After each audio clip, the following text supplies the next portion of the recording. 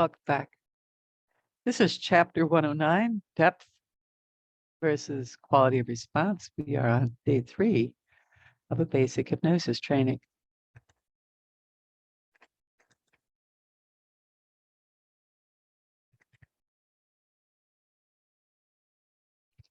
Some people think we have to have depth in order to get a good, long-lasting response to suggestion.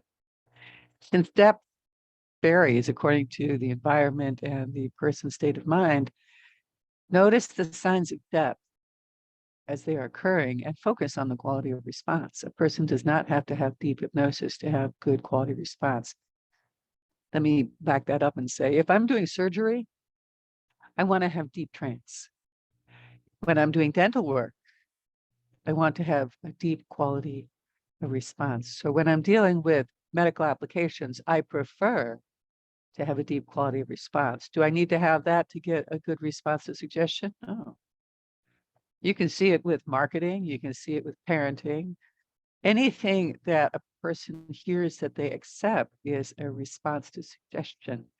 And the quality of depth will change from moment to moment. So depth, we want to have depth for good quality of response for anesthesia. And a person may have the question, how will I respond to this process? Some students, some clients will say they felt they went deep. It was very insightful.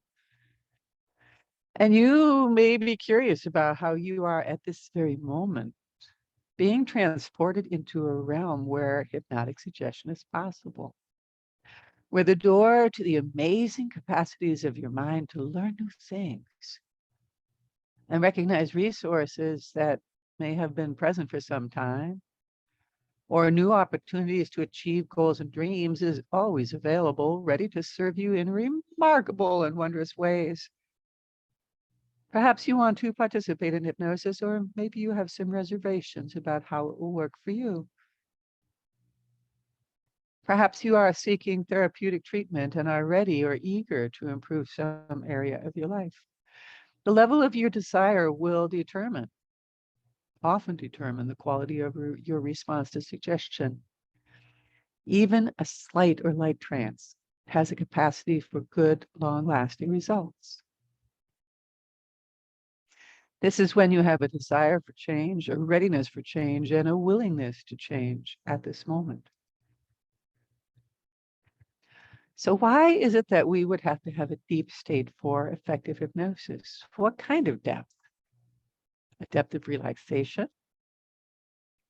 a depth of understanding, a depth of perception, an increased awareness, a deepened clarity, a deepened awareness of feelings. In the world of brainwave activity, there are brainwave measurements that relate to depth. Beta is full waking state. It's critical thought, 14 to 33 hertz, with an average of 21 hertz being our waking state. Heightened emotions may push the brain rhythms into 30 hertz. Emotions are considered a backdoor to hypnosis. Having done my doctorate in neurofeedback, I learned that many of my hypnosis clients that were also healers, physicians, nurses, massage therapists, mystics, reported higher frequencies than the normal beta range. The higher frequencies have also been called gamma range, and there have been measures of Buddhist monks in the higher ranges, 20s, 30s, 40s, 50s, 60 hertz, reporting accelerated healing. Alpha frequencies are brainwave activities from 8 to 13 hertz, and we go in and out of this state every 5 to 30 times a minute. It's a natural state that we dip in and out of, collecting information. Some say that 10.5 hertz is an optimal regeneration level for healing. I don't know it personally. Theta wave activity is a creative level. This is deep trance of sleep, physical and mental relaxation. The brainwave pattern is 4 to 7 hertz. And this is an area that artists, scientists, inventors, writers, thinkers draw from a lot. This is a medium state of hypnosis, and it will be noticed with dreaming. Delta, or a deep state, is a basic state of being. The body's relaxed, the mind is relaxed, the emotions are relaxed, conscious awareness is gone, and there are no dreams going on. Brainwave pattern is from 0.5 to 3 hertz. Work I have been doing with the Othman method has frequencies that are ultra low frequency, and it's amazing the kind of stabilization we get using the extremely low frequencies below the traditional delta state of EEG biofeedback. Signs of depth. You're going to hear me referring to Dave Ellman a lot because Dave Ellman is a foundation for my medical applications of hypnosis. His book is Hypnotherapy. It's still available. His son and his son's wife, Larry and Cheryl, still teach the Ellman method, and their classes are available, their books are available, their recordings are available, and the Dave Ellman Vault. If you want to hear the voice of an amazing human being who taught medical doctors how to use hypnosis, you can pick up the Hypnosis Vault recordings of Dave Ellman from the Ellman Institute. Waking hypnosis is suggestions that are acted upon in full waking state. It happens all the time. A light state is physical relaxation.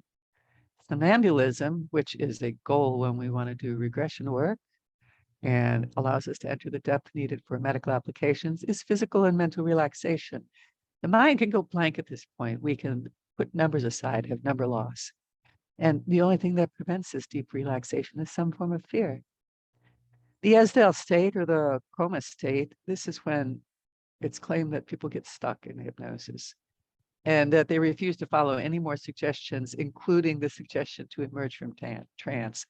The most common feeling with the coma state or the Esdale state or the plenary state, whatever you want to call it, is euphoria. It feels so good. Maybe I don't want to come back to my stressful world. The body becomes catatonic in this state. If I stretch a person's arm out, give a little tug and leave it there, the little tug is a suggestion to leave it there, and the arm will stay there until I ask it to lower itself. The whole time a person's in Esdale state, there is some part of that person that's fully aware. And then there's hypnosleep, a loss of awareness in natural sleep, and there's generally no response to suggestion. How can we tell the difference between someone who's gone into trance and starts snoring and someone who's gone into sleep and starts snoring? Well, if I say in a moment, I'm going to count from 5 to 1 and I want you to emerge from trance, the sleeping person does not emerge, but the person in trance does. Is it possible to snore in hypnotic trance? Yes, it is. Charcot described 3 states of hypnosis. There's the lethargy. We mentioned this in the history chapter. Physical relaxation, catalepsy, limbs remaining in any position they're placed, and somnambulism, the ability to walk or talk and be anesthetized. Aaron's Master Depth Rule.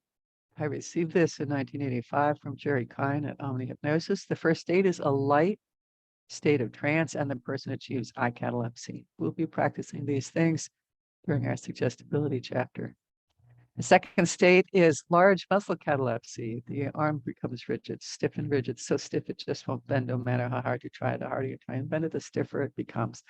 And then as I tap the shoulder, you allow it to drop calmly, easily, gently. The third state is complete muscle control. If I'm telling you properly, when I'm telling you properly, you'll find that even if you try and remove yourself from the chair, you just grow more relaxed. And perhaps your feet are stuck to the ground. This establishes selective amnesia. We can get a number drop as I ask you to count from 100 on down. Allow all the rest of the numbers to disappear once you reach the number 97 or before. And glove anesthesia can be produced, meaning we stroke a part of the body and we allow that part of the body to go numb. Glove anesthesia. We can then take that glove anesthesia and transfer it over to other parts of the body for usefulness in pain relief on the knee or the shoulder, preparing for dental surgery. The fourth state is amnesia. They retain their sense of touch, but they feel no discomfort. The eyes open without exiting trance. As you can notice the signs of trance, then you're going to be looking for increased lacrimation, pink or reddening of the whites of the eyes. There's an enhanced awareness of memory, and a person can hallucinate taste and smell, like when you ask a person to, oh, imagine a lemon. Imagine I'm going to cut that lemon in half. It's got this beautiful yellow skin. Maybe it has a little stamp on it saying where it's from. And as I cut it, it's squirts. And if I were to pull that lemon up and squirt it into my mouth just got very wet thinking of the sourness of a lemon entering my mouth. And if you had any kind of moisture response in your mouth, you are responding suggestions. In the fifth state, the somnambulism, a person can have positive hallucinations, perceive things that are not there, visual and auditory, what they hear, what they see, and can have anesthesia, where we can get rid of discomfort and surgical procedures can occur.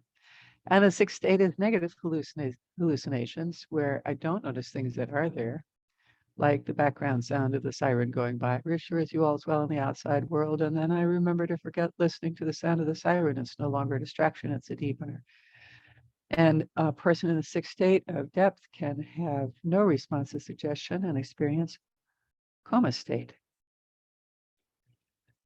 Carol Hadley and Josie Staudacher have a marvelous book. It's required reading for my courses, Hypnosis for Change. They say that a normal state of being awake is like playing a game or a sport, all the normal phenomena that you have. And then in daydreaming, there's the body relaxing, the pulse and the breath slow down. The person goes inside, they withdraw into themselves, and attention is directed to an imaginary activity, daydreaming about playing a game or a sport. With moderate trance, there's a loss of awareness of surroundings. We no longer pay attention to the room around us. The eyes are closed. We may notice heartbeat or breathing. There is increased awareness of the senses. Imagery is intensified, and speech can be interpreted literally. So again, here's this focus on imagining I'm playing a game or I'm playing a sport. These things are very helpful for when we're doing dental work. And every time there's a background sound or the sensation of the gloves from the dentist in my mouth, those competent hands, I just go away to the beach in my mind. I go swimming, or I play a favorite video game online, or watch a movie or a cartoon in my head. Once we start directing the mind toward those things, everything else fades away into the background so that the proper care can be delivered, dental or medical. Deep trance. Well, when a person's in deep trance, they have reduced behavior. They might be limp, their limbs might grow stiff. The attention has been narrowed in focus to a specific thing. There's increased response to suggestion because the other things are fading away.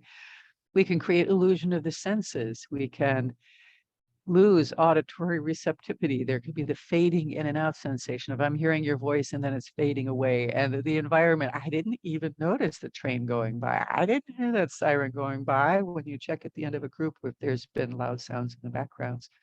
There was one day I was preparing a group, and as soon as I started, a team put ladders up on the building and started trimming the trees that were hanging on the building. It was right outside the window. I could barely hear myself think, much less hear myself speak. And yet I gave the suggestions that the background sounds reassured them all was well in the outside world. And when I asked afterwards, did anyone notice the, the tree trimming crew that was here for 20 minutes of our half-hour session? They all said, oh, we didn't notice it. Direct suggestion. And a willingness to go into the trance. They weren't interested in what was going on outside the window that I was looking over them and hearing, and it didn't bother them at all. Sleep. Okay, in deep trance, if a person's imagining a sport, it may feel that the body feels as if it's playing. This is really useful if a person's in a cast, a body cast, they're recovering from something. Have them imagine playing their favorite sport or doing their workouts, even if they aren't physically doing it. There are little twitches that happen in the nerves that help. There was a study done. People that practiced their sports had less muscle loss when they got out of their cast. People who imagine playing free throws for basketball had almost as good a response, maybe as good a response, I'm forgetting the study now, to the people who actually went and practiced free throws. So what you do in your mind and do repetitively becomes something that the body and the muscle memory improves. I play guitar. And when I play guitar, there are certain songs that I think, I want my hand to do this.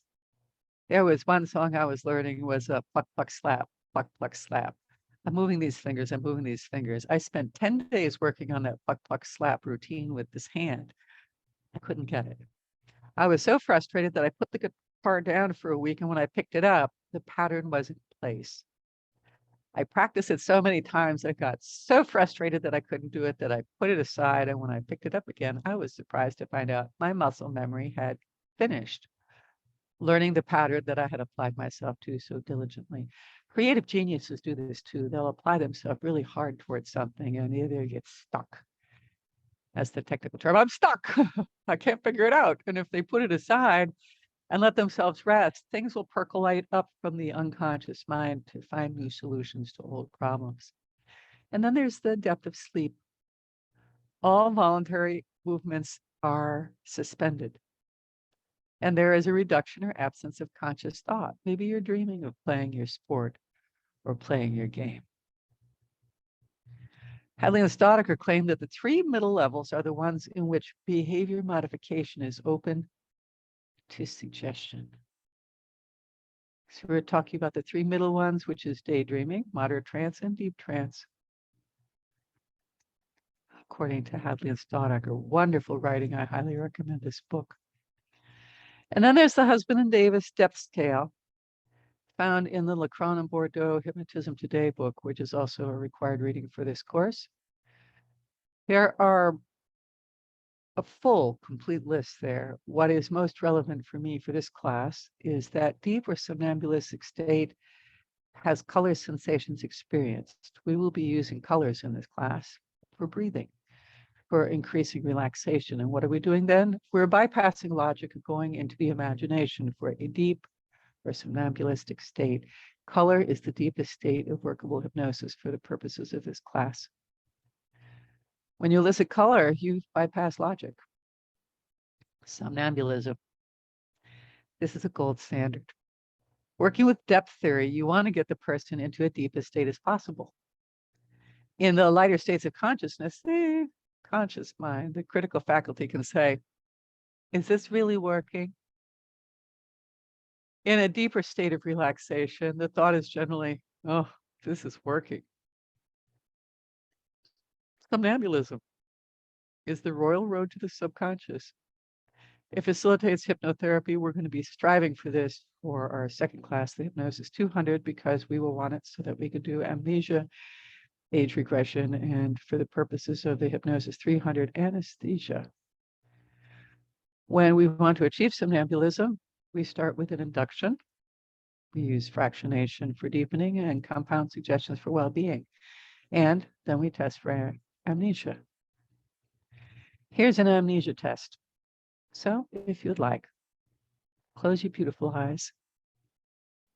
From the tips of your toes to the top of your head, notice how good you feel or how you need to relax still more, and relax your eyes to the point where they just won't work. When you are certain that your eyes just will not work, test them and find you have been completely successful, then forget all about them. Send that feeling of relaxation all the way down to the tips of your toes. And now tour your body again. From the tips of the toes to the top of the head, from the top of the head to the tips of the toes. Is there any part of your body that needs to relax still more at this time? And if there is, go to that part and say, thank you. Thank you for letting me know you're too tight and need to relax still more. I'm breathing in relaxation and breathing out tension. Go to every part of your body that needs to relax still more. Breathing in, relaxation. Breathing out, tension. When you close your eyes, you relax them to the point where they just won't work. That's a bypass of your logic. There's no reason on earth for your eyes to not work.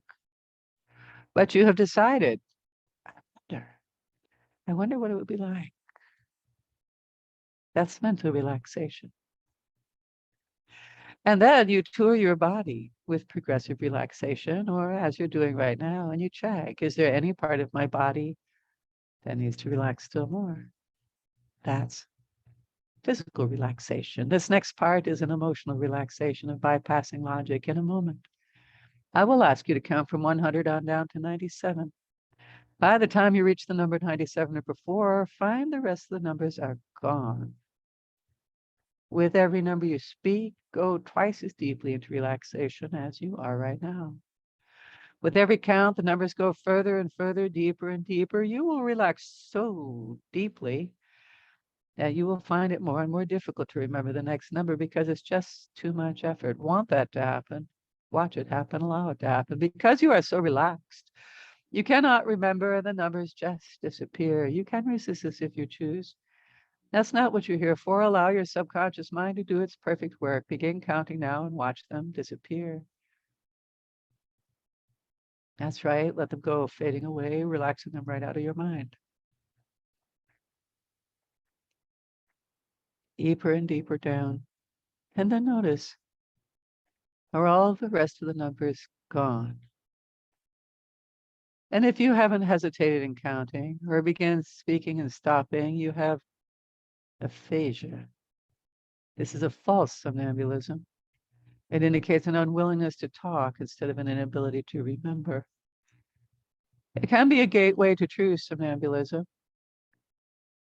So it may be that if you're sitting with me, imagine I'm grasping your thumb. And as I'm grasping your thumb, I'm very gently lifting your hand and grasping all the remaining numbers in the palm of your hand.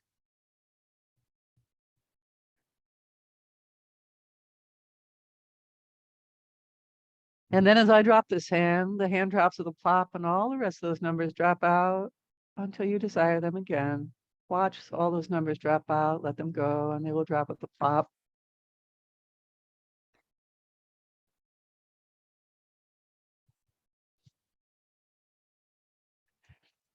And then when you're ready, open your beautiful eyes. If the arm is stiff, one of two things is happening. Either the person is past somnambulism and entered a catatonic or a coma state, or the person's refusing to enter trance further. You can check for coma state by giving a tug on an arm and letting it go. If the arm stays in position, that's coma state. The arm will stay there until you give it suggestions to go down. If the arm goes down slowly, the conscious mind is still controlling the movement. If you tell a person to let the arm drop with a plop and it drops, the person is responding to direct suggestion. True somnambulism gives an inability to remember. These are some of the amnesia tests that I do with clients to help them become aware of the powers of their mind. Remembering to forget what day it is, what a person's name is,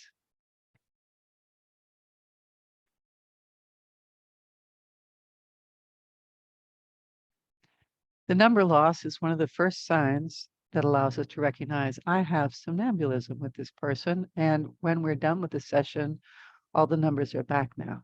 Be sure to give a direct suggestion, allowing the person to reclaim their name, the numbers, anything that you have asked them to have amnesia for. Here's a wonderful exercise. Would you like to go deeper into trance today? Then close your beautiful eyes. That's right. Close your eyes now. You know you can clench your fist to the point where it can't get any tighter, and that is the height of tension. You can also relax that hand to the point where it can't relax anymore, and that is the basement of relaxation. To get down to the basement of relaxation, imagine there are 3 floors in a building and you are standing on the top. You have to relax twice as deeply as you are right now to get to floor A, and then you have to relax twice as deeply to get to floor B, and you have to relax twice as deeply to get to floor C, and that's the ground floor, the base level of relaxation. This building has a basement, and that is the basement of your ability to relax at this time. You will give me signs that you are at the basement of relaxation. You don't know what these signs are, but I do. Every person who has ever been in the basement of relaxation gives off these signs. Now imagine, as I clear my throat, you're taking an imaginary ride. Going down an imaginary elevator, escalator, or down a flight of stairs that will take you down, down, down to the basement of relaxation. Imagine that you are on that elevator or escalator or those stairs, and now as I snap my fingers, start down, down, down. Relaxing twice as deeply as you have relaxed right now, you will soon be on floor A. And as you reach that floor, let me know by saying A. And that's good. Continue on, twice as deeply relaxed as you wait for floor B. And then you relax twice as much as you have already relaxed. That's good. And then continue on down, down, down to floor C, the ground floor. If you find yourself unable to say C, that's fine. Now go deeper all the way down to the basement of your relaxation. Notice how good you feel. And then when you're ready, open your beautiful eyes. Perhaps you would like to pause this recording and pull up the form from Independent Study, Chapter 119, to review your signs of trance. When you're ready, turn the video back on and continue.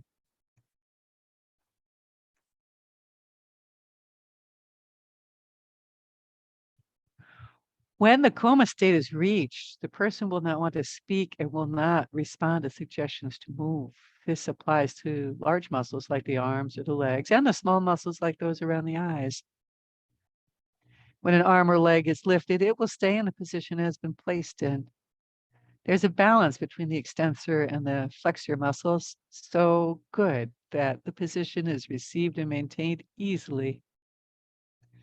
Despite the euphoria of this state, if anything should occur that requires a person's immediate attention, they will emerge from hypnosis and tend to what needs tending because they're always aware at some level. Some people test for anesthesia using a clamp or strong pinching. If you have to use suggestion to obtain anesthesia, your subject is in somnambulism, not the deeper states that are useful for medical interventions. You can ask a person to move their arms and legs, and if the large muscles move, your person is not in the deeper states. In coma state, the muscles may quiver slightly without major movement. You can ask a person to move the small muscles, like the eyes. If the small muscles move, your subject does not have the depth of coma state. There should be no response to suggestions to move the small muscles. Move a body part and look for catatonia.